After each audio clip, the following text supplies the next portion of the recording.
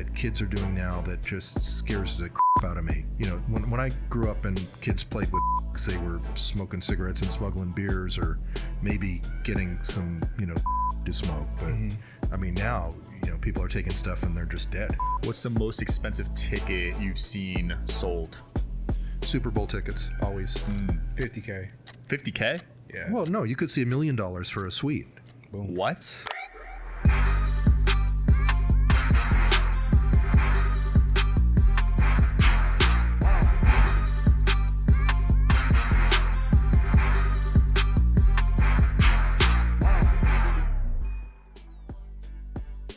Welcome to the Digital Social Hour. I'm your host, Sean Kelly. I'm here with my co-host, Wayne Lewis. What up? What up? And our guest today, Eric Fuller. Hey, everybody, what's going on? What's up, Mr. Fuller? How you doing? I'm doing good. Thank you for asking. Yourself? I'm good, man. Can't complain. Can't complain. So at give all. people a little story of your journey.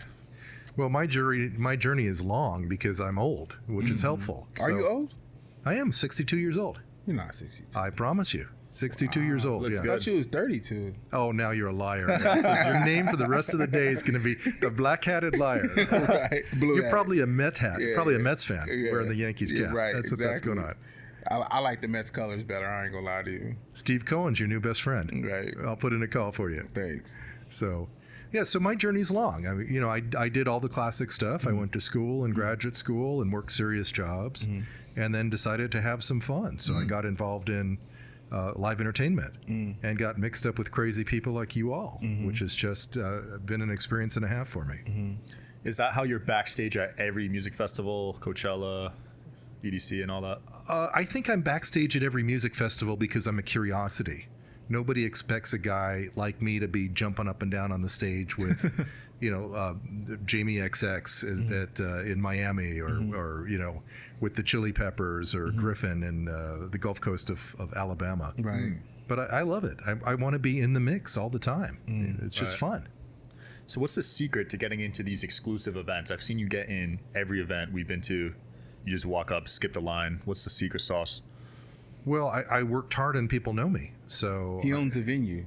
That's why. don't be giving that away, man. Now I'm going to get a million phone Right. calls. No, you know, I've done the work. Right. So, like in any business, when people get to know you because you have a good reputation, when you know, I have a lot of published magazine stories, a lot of podcasts that are out there, people know what I do and they want me to come and look at what they do, and maybe there's some affinity. Maybe I can do something to help them, or there's a reason that they want me to see what they're doing. Right. And just naturally with that comes, you know, invitations to stuff. And then the other secret, and I'll teach it to you later, is you just have to be a little bit cool. You just a little, Just not right. too much. You need something unique about you, right? Yeah, I mean, and I'm a curiosity. I mean, nobody my age is doing the kind of stuff I'm doing. I did 5 festival weekends, 15 days on festival fields in the last 6 weeks in 3 states. And it's just because, you know, I'm fascinated by the craft of art. And culturally, when I look at things, I look at culture. I look at culture in a new city. I look at the food in the restaurants. Where do people drink or the bars? What music are they listening to? I go look at their art museums, and then I want to see, you know, what performance they're about. Right. Because that tells you what your community looks like, better than, you know, reading a guidebook and just driving around on a bus where they point out the Eiffel Tower for enough time to take a picture and keep moving. Yeah. You know, You like to be you like to stay young, like in a sense, being involved and staying in the know and having fun still. well, it's the weirdest thing in the world if you allow it. Is you actually kind of stay the same inside. I mean, the calendar changes, the mirror starts to lie, right? You look at it and you go, what's my dad doing in that mirror, man? Yeah, right? yeah. But you're in your head, you know, unless you trap yourself, you feel kind of the same. You're like, this is exciting. There's people here to talk to. There's sound and light and energy. And if that's attractive, which for most people it is, then you're just part of the crowd. And I talk about this all the time in my writing and in the podcasts I do. When you go to a live event, particularly a live music event, Right. you have what I call the collective cathartic experience of a crowd. And that's where you take a group of 100 or 1,000 or 25,000 people that don't know each other at all, but that are sharing the same actual experience in real time, and they're bonding. You're becoming one uniform group of people that are experiencing something through your eyes and ears together. And I think that's just the most fantastic thing that can happen to somebody. And there's a lot of money in these music festivals, right? There's a lot of money in some music festivals. Music festivals are very different depending on the size. You make money in a music festival in a couple of ways. You sell tickets, you sell alcohol, a lot of money in selling alcohol. You sell food, you sell merchandise. And then when you sell tickets, and this is really what's getting complicated, you have to figure out what are your levels of VIP access. Because in the world that we have now, we have a class of people that are so rich that they'll pay anything to have the top experience. And at a festival, that might mean that it's a special tent with, fancy food and unlimited top shelf alcohol, and a special place where you can hang out with you and 20 of your best friends on top of a structure that's like a cabana.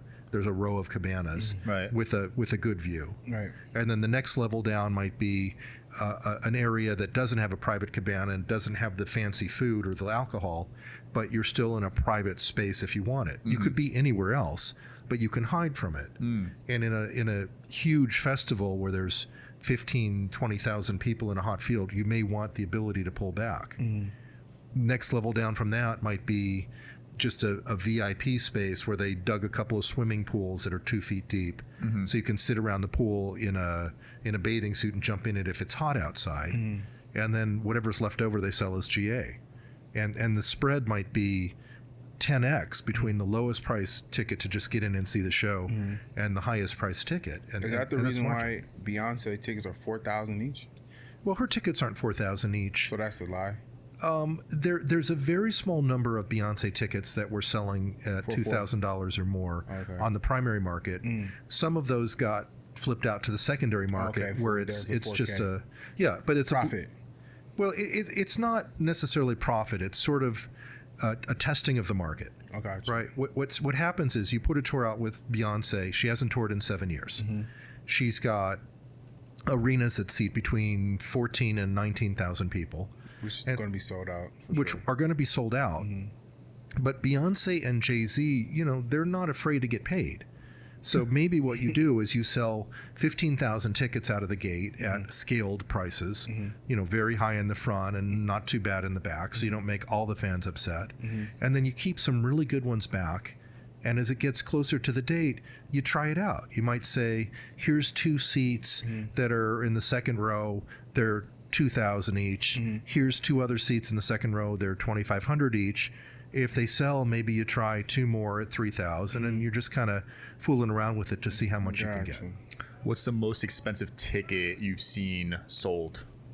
Super Bowl tickets, always. $50K. $50K? Yeah. Well, no, you could see $1 million for a suite. Boom. What? Yeah, you People could see. Pay $1 million for that? Well, but it might have 20 tickets. Okay. Right. Still, that's like $40K each. Well, but it's because it's corporate money, right? It's not coming out of your back pocket or mine. It's some giant corporation that wants to take their very best clients to, what's sort of the national obsession, the most important single event of the year. It's around tax time too. Well, end of the year. Well, it's in February. So so April. Spending expense, marketing. Well, but it's an expense for the next year's April, right? Yeah. Because you're always paying in a calendar year. Yeah. I had to learn about taxes too. That's kind of important. I'll talk to you about taxes later, man. If you don't understand taxes, you're throwing away half your money right out of the gate. No, I'm just saying. It's still that event is still tax deductible. Is what I'm saying overall. Just because you've spent that much on a corporate event, you get to deduct it from. Actually, the tax code now, if I believe the tax code now does not allow you to deduct tickets anymore as a taxable deduction, but probably everything else they do, bringing in the people on a private jet and some other hotels. You would think the marketing aspect. I mean, you're spending $1 million on a suite, so. Well, the government has funny rules, and probably not for this podcast. Yeah, we won't give financial advice here. Check with your local tax advisors. Don't listen to people on podcasts about taxes. And then how'd you get involved with Forbes? I was working with Forbes on some stories where they would call me as somebody that had experience in the live entertainment industry. And after helping them with a number of stories, I said, hey, I actually really know this space. How about I write some of these? And they said, well, let's see. And, we're 150 stories in now. So I believe I've passed the audition. Yeah, I think you did good. So far. Still It's hard, auditioning a little bit, kind of. Well, it's hard, though, because when you write sort of the same thing over and over and over, you have to think of different ways to write it. Right. You don't want to just like have a plug and play story. You have to find the little nugget of what makes each story individually interesting. Very much like what we're doing here. You're trying to figure out. You've had 3 people in your podcast booth today, and each of us, I'm sure, is very, very different. And you have to sort of figure out what the highlight is that you're trying to pull out of each person. Right. So you've obviously made a ton of money, had a lot of success. You could retire right now if you wanted to. So what keeps you going? Oh, I'll work forever. I like that. If you stop working, You'll die. You die. 100% you die. Your brain turns off.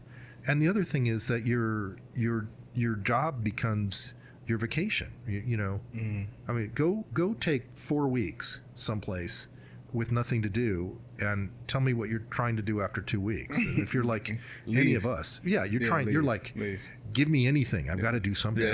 You give me 4 days, I'm looking like ready to go. Yeah. I don't want to be here anymore. Yeah. Vacations are tricky because 4 or 5 days in, you kind of want to go home. Yeah, it depends on the mindset. See, most people go on vacation for escape. For guys like us, a vacation is an option, but it's like, what are we going to be doing on the vacation? You kind of do it for whoever you're with. Yeah, I find myself working when I'm on vacation, to be honest. Yeah. Because working's fun. Working is fun. Yeah, Hold on a second to sneeze. Oh, that was a cool little quiet sneeze. Yeah, well, there may be another one coming. Yeah. But anyway, I don't ever want to not work. Gotcha. Because it's turning the wheels in your head, and for me that's the fun. It's the figuring stuff out. It's I know this is impossible, but it can't be that impossible. Let's find a path through it. And as long as you do that, I mean, as long as this keeps working, you're young. Right. Turn it over to Vanna White and Wheel of Fortune, and you got about a month left. Right. So you don't believe in retirement? No. Because a lot of people kind of look forward to that. They kind of teach you that you work till 60, retire. It depends on what program you on. Right. It depends on what program you're in. He's not in that program. And back in his time, that was the program, is to retire at 60, right? Well, I think that's not the case. I think the difference is this. There's a lot of people that work jobs that it's just the same thing every day. You're a school teacher and you teach math to 6th graders, and every year you do the same job that you did the year before. The kids are different, but math didn't change.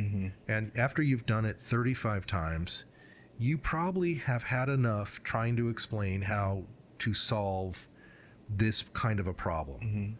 And there's no growth in it. There's no challenge in it. It's just auto repeat. And so I can see where you put your time in, and the idea is once I've done my 30 years, that my pension kicks in, then I'm free to do what I want to do. And maybe you go out and do a little side hustle business, or you go travel the world, or whatever it is you have the freedom to do now, play with your grandchildren. And I understand that. Or, you work the line at the Purdue chicken factory pulling, skin off, or you worked a Ford Motor Company, putting bolts on wheels. And there's just not a lot of growth in that. So I see those kind of people stuck, and if I were one of those, I'd be looking for the bell like a kid looking for the summer vacation, to start. You'd be like, get me out, right? But when you have the freedom to do what we do, which is I want to work, but I want to work at things that keep me stimulated, intellectually interested, then it's never like it's a job. It's just play, right?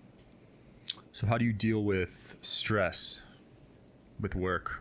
Oh, I don't really stress. I mean, like in anything, once you have enough experience, you recognize that stress is like a rocking chair, I mean, it just doesn't actually ever go anywhere. And what it does is it impedes your ability to solve a problem, because your brain is firing, your cortisone is up, you're just all like this, and you need to calm yourself back down. And so I've really worked hard at being able to de-stress. And then sometimes stuff comes at you really, really fast. Somebody does something that's a betrayal. Somebody comes in from the outside and screws up something that you laid the groundwork for. And you're angry you just have to push it down, right, and just get back to solving the problem. Every problem is solvable. Really? Some things take more time, some things take more money, some things take more persuasion, but absent death, most things can be solved, negotiated. Gotcha. Right. What about family life? Like, what was that like growing up? Because you had success at a really young age. Well, I came out of a really good family, so I have. I'm lucky. Both my parents are alive still. Oh wow, they are. They're still alive. Did they have you when they were young? Not that young. So wow, they're in their 80s. Good genetics. Yeah. Oh, yeah. My grandmother lived 101. Whoa. My great grandfather lived to like 103. Dang. So yeah, I figure I've got another 50 years to go. So, yeah, you can probably live to like 113. I'll take it. Yeah, I'll take it. Anything over 110, I consider winning. Yeah. That's crazy. Yeah. If you could live forever, would you do it? I don't know what that would mean. I mean, if I could live forever and, what kind of body though? Yeah, that's the point. So the body you're in right now, Oh, like, would you? Oh, hell yeah. Yeah. Okay. Oh, absolutely. Yeah, I'll keep going. Sure, why not? But not like the shriveled up, like, body. No, I don't want to be like getting, wheeled up on a cart. Yeah, Right, stuff. Yeah, nah. There's no fun in that. Wow, you're the first guest that said they would. Interesting. I wouldn't. I don't want to live forever. Yeah. Yeah. Why not? I don't know what does forever mean. Well, but what are you trading for? What am I training for right Yeah, now? trading for. Trading for? Yeah, I mean, what do you think happens when you're not living anymore? I don't know. I just feel like, you want to do your time here and just, that's your time. It's up. Well, that's practical, but it's not romantic. Yeah, I mean, if I had the choice, it's just like I want to live with whatever my forever is. Right. So forever for some people is 80s. Forever to some people is 110. Forever to some people is 70. But whatever my forever is, I want to fulfill that forever.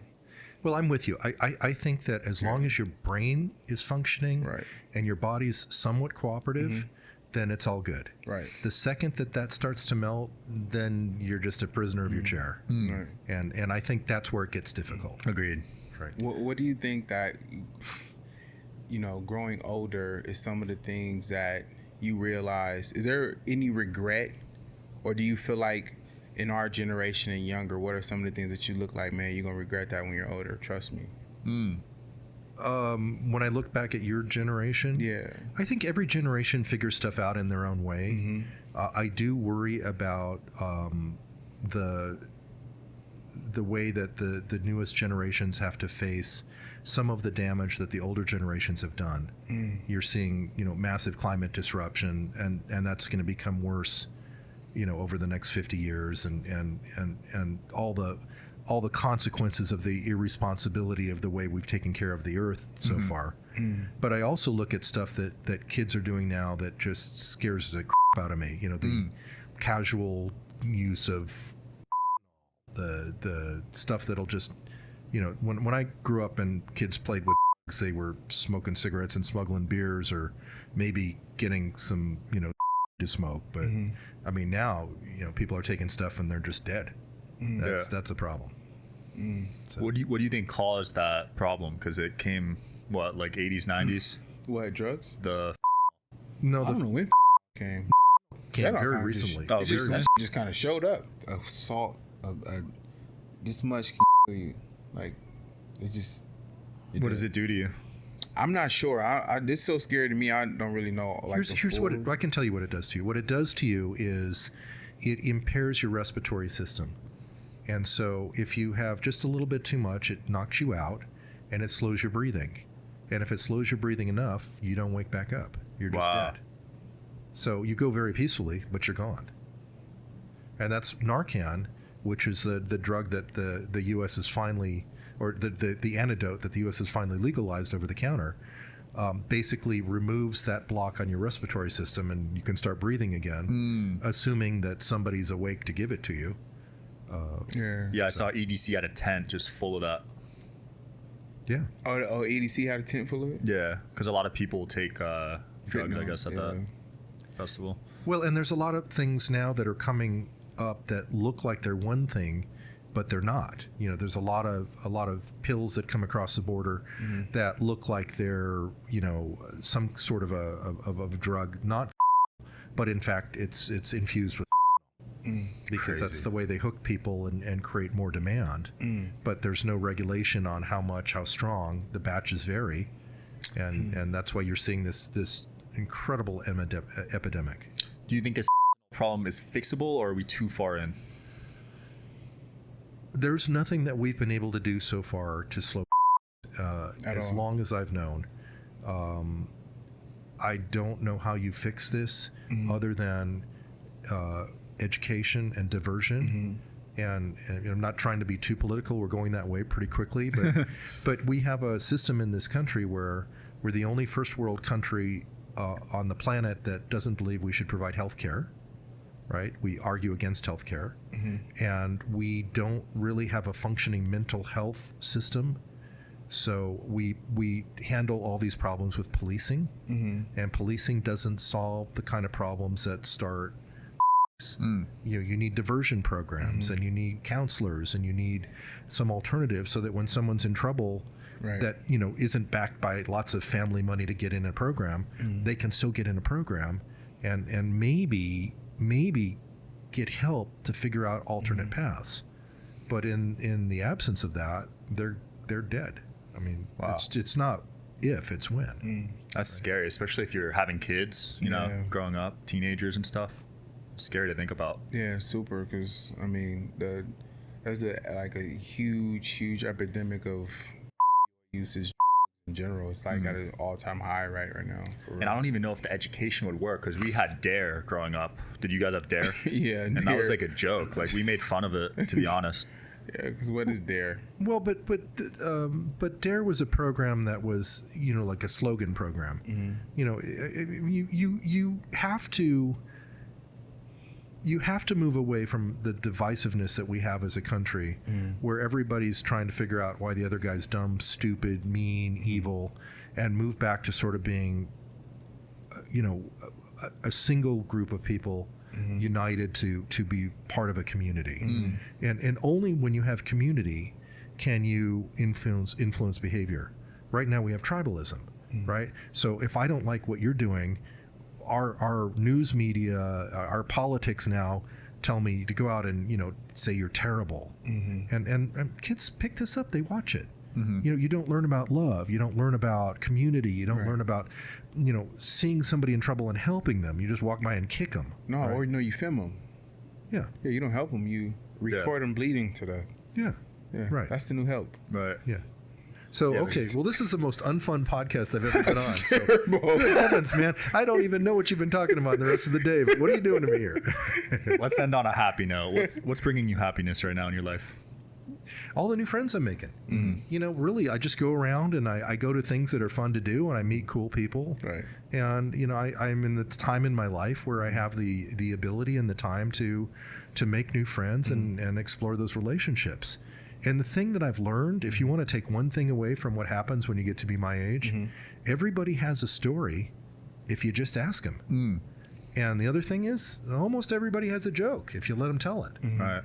So don't be shy. Go talk to somebody you've never talked to and actually talk to them. Listen. And you'll find out that most people are really wonderful. I mean, there's some folks you'll just never be able to help. Right. But most people are wonderful. And once you learn that, it's a whole different world you move through, right? Because any place you go, you're welcome. And anything that you want to do, somebody wants to help you do it. Yep. Right? Powerful. Last question. Is happiness a choice? I think it's a choice to not be happy. I think that some people make a choice that they just don't want to put out the energy. Because you have to put out the energy. If you want to have a friend, you have to be a friend. Yep. Right? You can't just sit home and wait for the phone to ring. You have to give it and take it.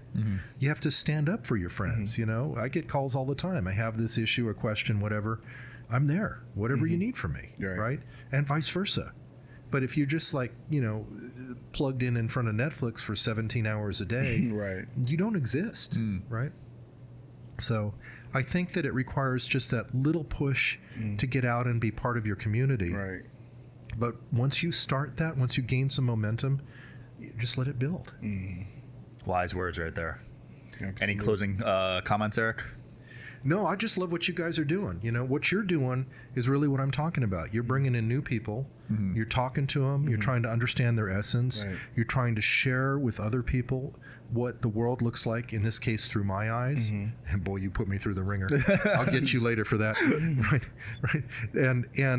And by doing that, you set an example that, if the three of us can have this conversation that went all the way from how come you're at a music festival to how do you fix the problem to can you be happy? Yeah. And we did it in like 22 minutes. I mean anybody can do it. Right. You can talk to anybody about anything if you talk to them with respect, and if you're respectful enough to listen to what they say to you.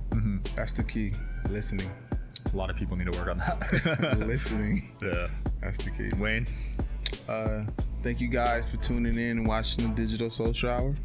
Thanks for tuning in, guys. I'll see you next time. Peace.